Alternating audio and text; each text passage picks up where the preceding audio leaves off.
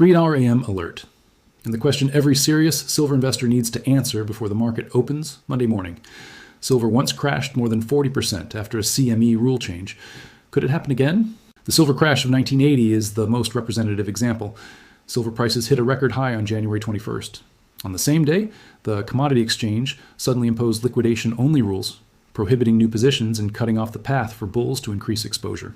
Before that decision, the exchange had already raised margins multiple times and implemented strict position limits. Eventually, the leveraged bullish chain snapped. Over the next 4 months, silver collapsed from $50 to $10, a 67% crash. Not 40%, 67%. The 40% number most people reference actually belongs to 2011. In both cases, the mechanism was identical. The exchange changed the rules. Leverage was destroyed overnight, and price followed leverage down. So the real question at 3 a.m., with silver sitting near $80 after the most aggressive margin hike cycle since those historic crashes, is this.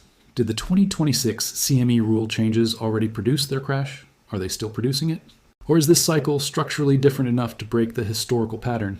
The answer is in the data, and the data is more complicated than either the bulls or the bears want to admit. This is John OG. One handle, 2 platforms. The fingerprint they cannot copy. This channel has never sold you anything and never will. Subscribe right now, drop OG in the comments. Let's go. First, the verified history. The 2011 silver boom ended when the Chicago Mercantile Exchange raised margin requirements 5 separate times in 9 days. 5 hikes, 9 days. The CME action forced massive deleveraging in the futures market. Silver collapsed nearly 30% within weeks. Physical demand didn't suddenly disappear, but leverage did. CoinCodex documented the timeline clearly. April 26th through May 9th, 2011. Silver peaked at $49.81. The hikes landed, leverage vanished, and the deleveraging cascade triggered a brutal correction that ended the bull market. Then came the 9-year bear market that followed. Now rewind to 1980. In January of that year, the exchange introduced Silver Rule 7, one of the most aggressive regulatory actions in commodity market history. Margins weren't simply increased, they were essentially eliminated as a leverage tool. Traders who wanted to continue buying silver futures suddenly had to post nearly 100% cash instead of borrowing against margin. The speculative engine stopped instantly. This was the nuclear option. And the reason the exchange deployed that nuclear option was simple. Leverage had become so extreme that the clearinghouse itself was at risk. To survive, the system had to destroy the leveraged position base regardless of what happened to price. Now fast forward to 2026, because the timeline here is critical. Beginning in mid-December 2025, the CME started a rapid cycle of margin increases for silver futures. First from $22,000, then $24,200, then $25,000. Then on December 31st, the requirement jumped sharply to $32,500. December 26th, first hike. December 29th, second hike. December 31st, third hike. 3 hikes in 5 days, and the market ignored every single one. Silver kept climbing. $32 to $40, $40 to $60, $60 to $80, $80 to $100, and finally $121.67 on January 29th. Then February 6th brought another tightening. Gold margins increased to 9%. Silver margins increased to 18%. But the most important change actually came earlier, January 13th, when the CME shifted from fixed dollar margins to a percentage-based margin system tied directly to contract value.